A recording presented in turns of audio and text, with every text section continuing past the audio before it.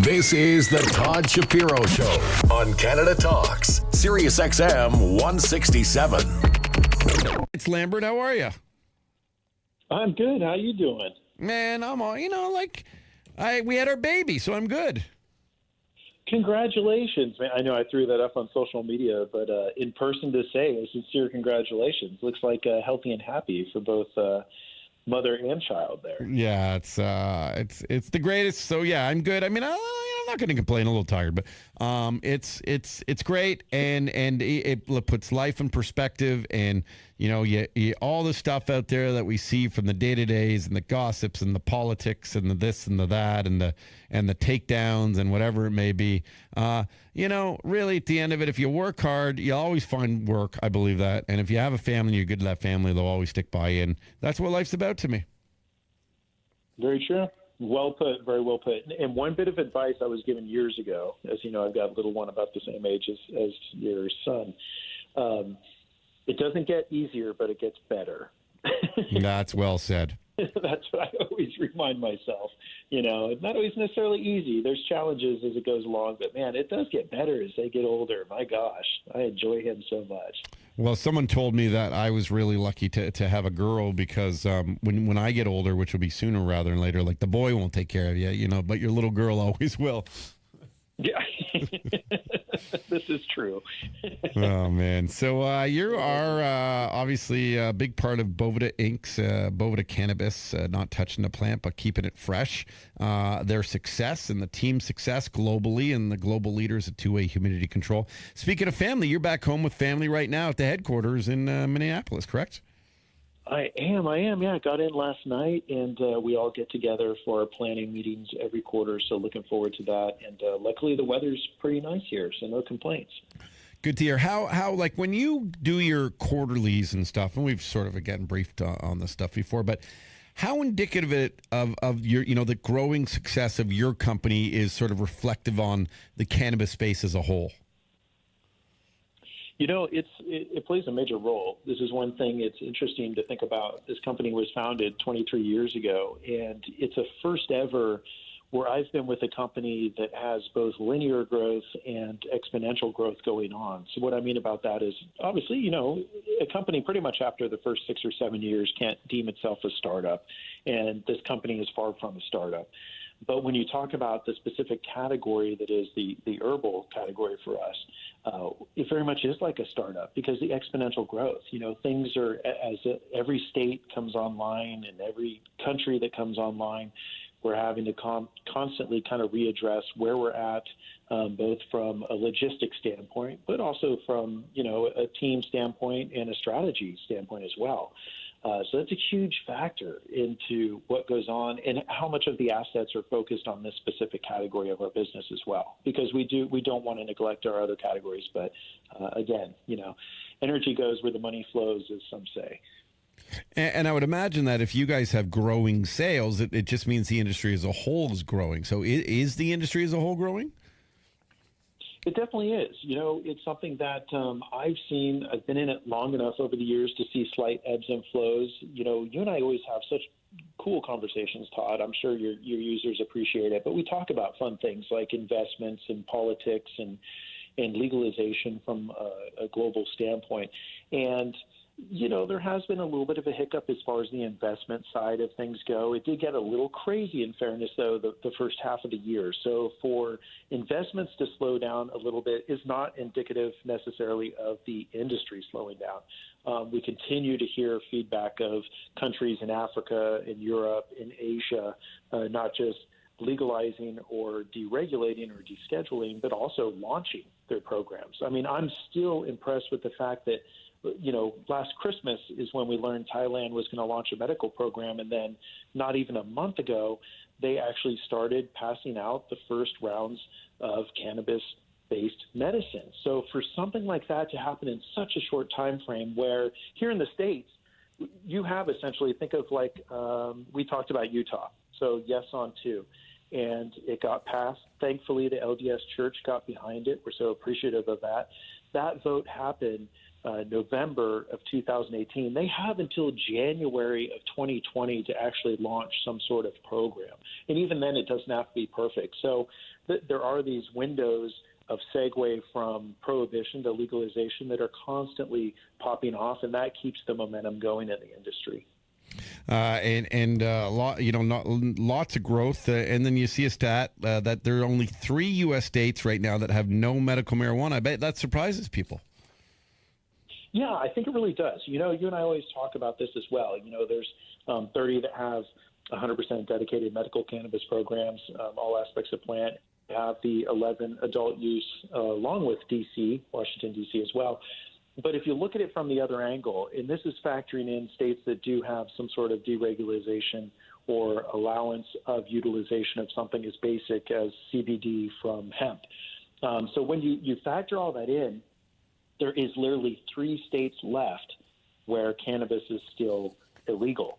One of them being Idaho, which is a western state, so that's a little bit of a surprise. To give you some geography, Idaho has a few neighbors, including Washington State, Oregon State, and Nevada State, that all have legal medical and adult use programs now.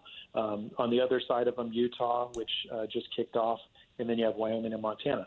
So for Idaho to still consider cannabis to be illegal is kind of a surprise, and the western states are the ones that typically are ahead of the curve. Now, the other couple on the list you might not be quite so surprised by.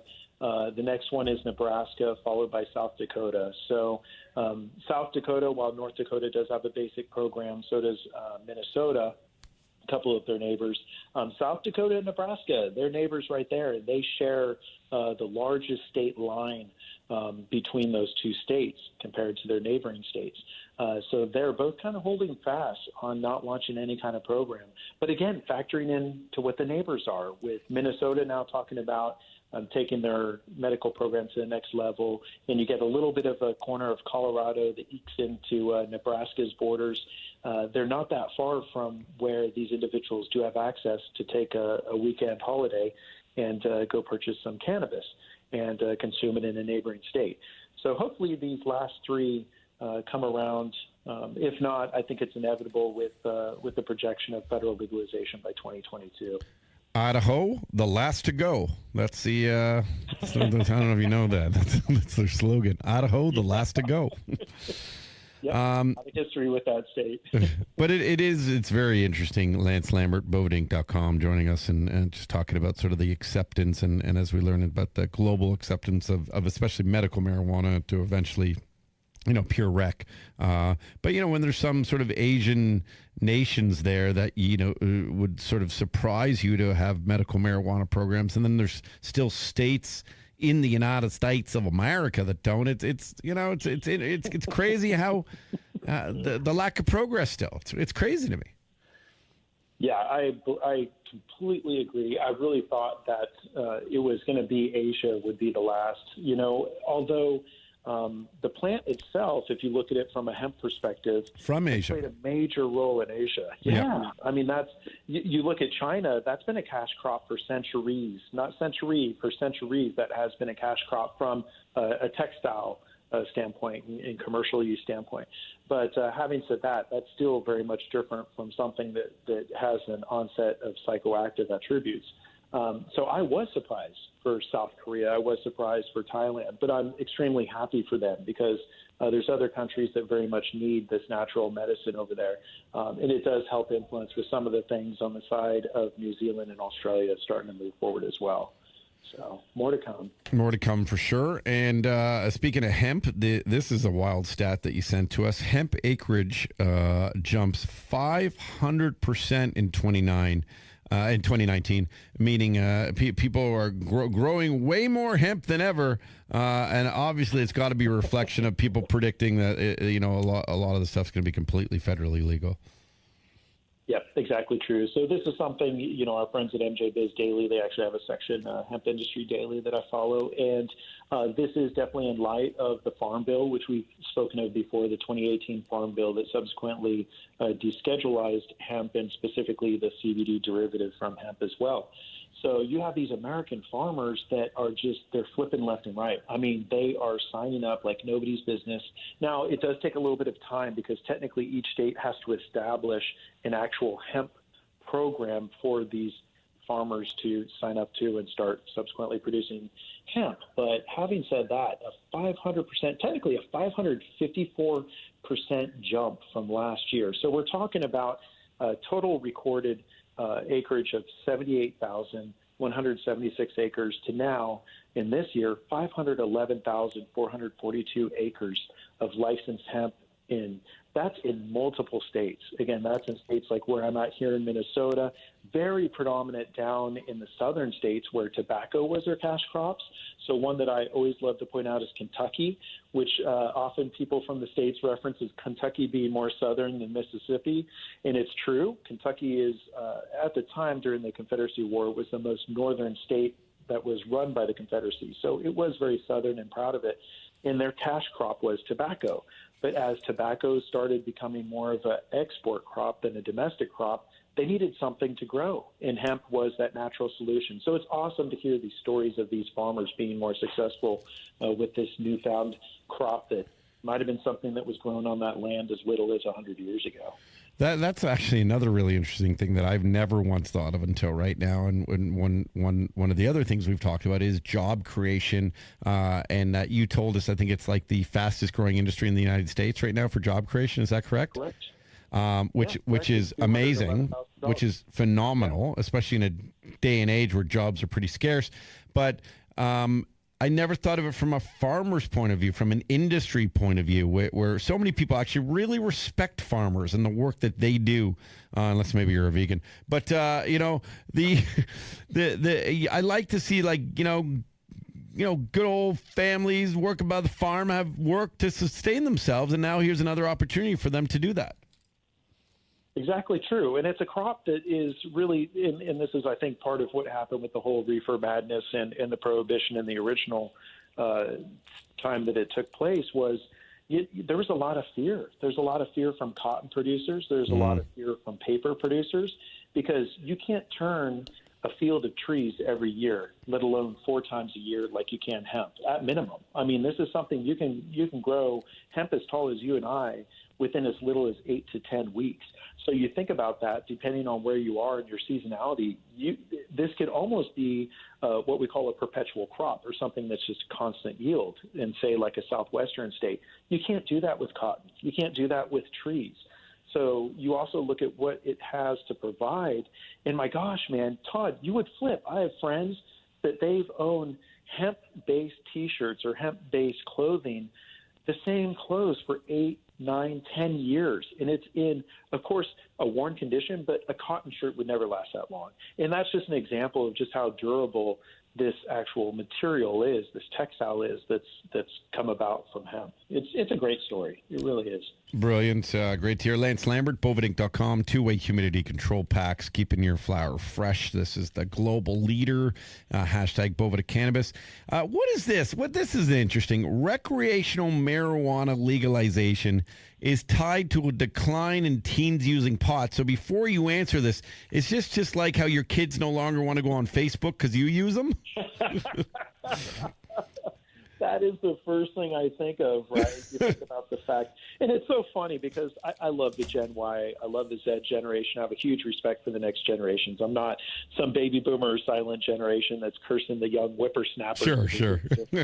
I understand the crowdsourcing. I understand the hacks. I understand their whole motivation in life. But it's a really good example. Those guys, all of a sudden my dad's on Facebook, my grandma's on Facebook, so I'm going to hang out on Instagram. Never mind the fact that Facebook owns Instagram and still data mines and aggregates the same information. But to your point, it just isn't cool for me to say, I just posted that up on Facebook because I'm 27 versus 43, right? So I don't know if that's like, oh, wow, it's legal. Now it's not so taboo for me to do. Now it's not so faux pas for me to partake. But this is a study that, you had CNN, you had BBC, all kinds of news outlets were covering this great factual information. And what it essentially has been saying is laws, essentially states where laws have legalized recreational marijuana, they saw an 8% drop in the number of high schoolers who said they used marijuana in the last 30 days, and even a 9% drop for those that said they used it at least 10 times in the last 30 days. So it is going down. It's a single-digit number, but I think it's still relevant to show that, again, some of those naysayers that thought Armageddon was coming when cannabis would be legalized in their own backyard, all the kids are going to be smoking it, it's going to be the 60s all over again, there's going to be this mass influx of unemployment and people growing out their beards and hair. Well, that's already happened. We have hipsters. That's not going to change. But the fact of the matter, there's no attribute to cannabis legalization is what the point is. So, and to be honest, it's a really interesting study that I'm sure a lot of these LPs and a lot of these products and really a lot of just business individuals involved in the space are going to be paying close attention to, because businesses are meant to last. And if some of them are having issues getting out of the gate, if there is a decline in usership when people get to of age, who know? That's just an interesting stat for the industry. Yeah, it is. And another interesting stat, they're seeing a decline specifically and they started these studies as early as the Colorado market, because Colorado was the first, of course, adult use or what some call recreational. But they were doing studies on the decrease of alcohol consumption. And I think that speaks volumes too. There's people that I have total respect for people that use cannabis recreationally. But I have even more so respect for individuals that go, I'm going to stop using this because this I feel is a little bit more healthier or works better with my body. Now, not to knock it. I mean, I love small craft beer, microbrewers. I think that's phenomenal what they do. But I think as people get older, they start recognizing that, they just don't have time for some of the side effects of alcohol versus the nominal side effects of well, let's face it, the side effects of cannabis are you want to finish that box of brownies and sleep for 9 hours. I mean, they're stereotypes, but it's true, and you're going to sleep through the night. So, again, I think that's another interesting stat to see this shift, and you're going to see even more of a shift as the next generations mature. No, and you're right about alcohol. I often even speak to people in sort of my demo. And listen, I'm a guy who probably has maybe one too many, as I like to have at least a couple of glasses of wine a night, and you add them all up, that's way more than they recommend. And my point being is, a lot of conversations around that. I want to slow down my drinking. I'm going to quit drinking. I'm going to do my very best to quit drinking. And they're looking sort of for alternatives to relax them and to want to feel healthier. And you're right, not to deal with the hangover, not to deal with the calories, not to deal with all that sugar in most a lot of drinks. So all of this is I don't necessarily know if everyone needs a vice of some sort, a legal vice, but you can tell most people do like it, and they're kind of looking for the one that at least is from what they deem the healthiest, right? Yeah. Exactly true. And that's the conversations. I love having conversations with our parents and with our parents' parents. I mean, those folks that are essentially 65 and up category, or what we call, again, the baby boomers, or even the 75 and up, the silent generation. And it's so nice to hear them and tell the stories that, I didn't used to be able to get out of bed, but now that I'm using this high CBD, concentrate, I'm able to get out of bed. I don't have as much joint pain. I sleep easier. I mean, I love hearing that, because it tells me that they're not using or abusing Western medicine, specifically, pharmaceutical drugs that are overprescribed, because that's the last thing that someone needs when they have a weakened heart or a weakened immune system or a weakened body structure.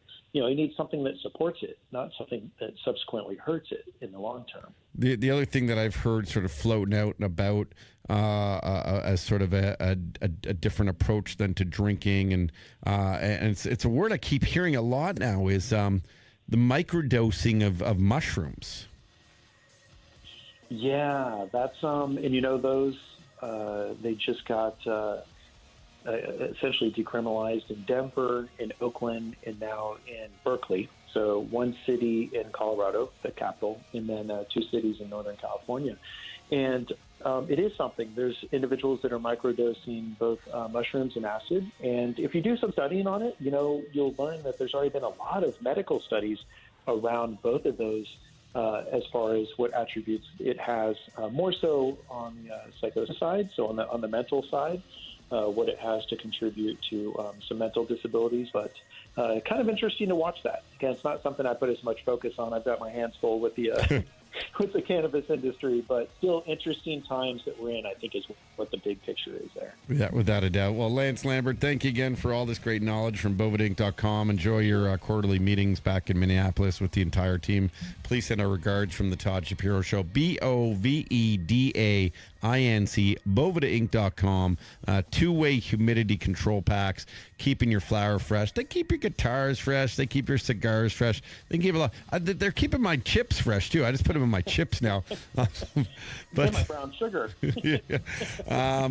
Dude, I honestly, man, these are such informative, wonderful segments week after week after week, and I love doing them with you. Thank you so much for your time, Lance. Definitely. This is the Todd Shapiro Show on Canada Talks, SiriusXM 167.